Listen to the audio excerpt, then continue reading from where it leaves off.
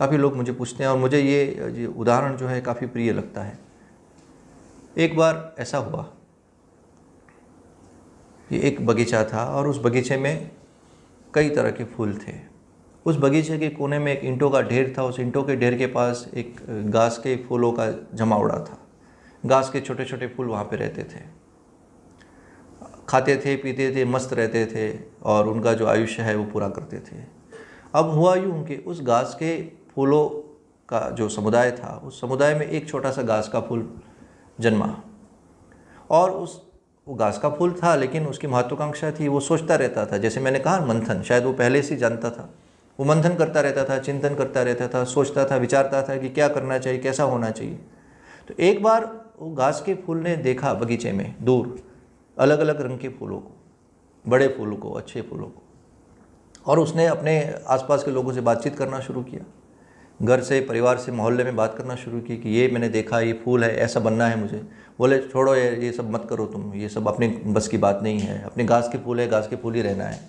खाना है, पीना है, मस्त करना है, शादी ब्याह रचाना है, बच्चे पैदा करने, मर जाना है, बस यही हमारी नीयत थी। हमें यहाँ पड़े रहना है। देखो कितने अच्छा ईंटों का ढेर है, ना ही यहाँ पे बारिश आती है ज़्यादा, ना ही यहाँ पे धूप लगती है हमें, ना ही कोई आंधी तूफान हमें कुछ परेशान कर सकता है। मस्त कोने में पड़े हैं, अपना अस्तित्व बना हुआ है, बना रहेगा। और मत सोचो, ऐसी ऐसी भड़काऊ बातें मत करो। जब ज़्यादा कोई महत्वाकांक्षी बात करता है, लोग बोलते भड़काऊ बातें मत करो। उसके दिमाग में बात नहीं बैठी। वो घास का फूल तो फिर भी उसके विचार करता रहता था। वो दूर से वो गुलाब के फूलों को देखता रहता था। तभी सब लोग मश्करी भी उड़ाते थे, उसकी मजाक भी उड़ाते थे। ये कौन सी बातें हैं, तुम आराम से जाओ, स्कूल जाओ, पढ़ो, ठीक है, ABCD सीखो, ये क्या तुम गुलाब के फूल बनने की बात करते हो। उसने बोला नहीं, बनना तो गुलाब का फूल है। ये बात कहीं किसी बूढ़े बुजुर्ग को पता चली। घास के फूल के समुदाय में भी एक बूढ़ा बुजुर्ग था। तो उस बूढ़े बुजुर्ग के साथ उसका सत्संग हुआ और उसने बताया कि अगर तुम गुलाब के फूल बनना चाहते हो तो देखो, समस्याएं तो बहुत सारी है, लेकिन एक तरीका है, तुम प्रार्थना करो, तुम अनुष्ठान करो, शायद भगवान प्रकट हो जाए और तुम्हारी ये इच्छा है पूर्ण हो। घास के फूल को ये बात पसंद आई। घास के फूल ने ईश्वर की प्रार्थना शुरू की। कुछ वक्त बीता, उसमें भी प्रतीक्षा थी।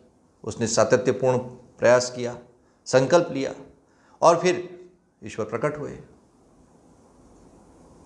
खुदी को कर बुलंद इतना कि हर तकदीर से पहले खुदा बंदे से पूछे, बता तेरी रज़ा क्या है। उसने किया, ईश्वर प्रकट हुए। ईश्वर ने बोला क्या चाहिए, बोला कि मुझे गुलाब का फूल बनना है। ईश्वर ने भी शर्तें की। बोला कि mutual fund investment are subject to market risk, invest carefully.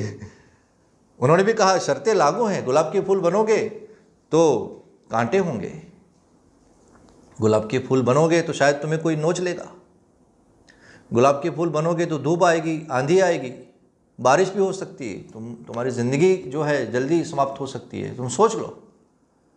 तो घास के फूल ने कहा कि सोच लिया, मुझे बनना है। तो ठीक है, तथास्तु, कल सुबह तुम बन जाओगे। दूसरे दिन सुबह वो घास का फूल बन गया गुलाब का फूल। इत्तेफाक से उसी दिन बहुत धूप आई, तेज़ धूप आई। इतनी तेज़ धूप आई कि दोपहर तक बारिश आना शुरू हो गई। बारिश के साथ आंधी भी आई, हवा जोर से आई। शाम होते होते वो गुलाब का फूल एकदम बुझा बुझा हो गया, गिर भी गया। वो गिर गया और जब वो गिर गया तो वो घास के फूलों का समुदाय दूर देख के, समुदाय देखता है ना, समुदाय तमाशा ही देखता है। वो देख रहे थे, हाँ ठीक है, देखो अब देखो, हम बड़े बनने चले थे, हमने बताया, हमने समझाया, ऊपर से हमारे बच्चों को भी भड़का रहे थे, ये है वो है, देखो अब क्या हालत हो गई। तब उस घास के समुदाय, जो फूलों का समुदाय था, उसके वो जो कुछ बड़े लोग इकट्ठा हुए कि ठीक है, आखिर तो हमारा ही है, पूछा तो जाए, उससे एक बार वार्तालाप किया जाए। 2-4 लोग जाए, पूछे कि तुम क्या कहना चाहते हो, तुम्हारी कोई इच्छा है, तुम कोई विचार प्रकट करना चाहते हो जाने से पहले, मौत तो अब तय ही है। कुछ घास के फूल गए 4-5 मिलने, कैसे हो, कैसे हुआ, और क्या तुम कुछ कहना चाहते हो, तुम्हारी कोई आखिरी इच्छा है।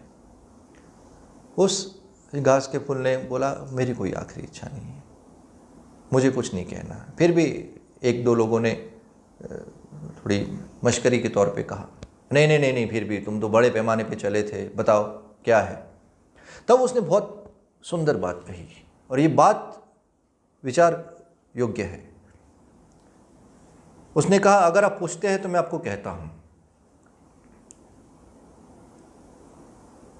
आई am dying after living my life,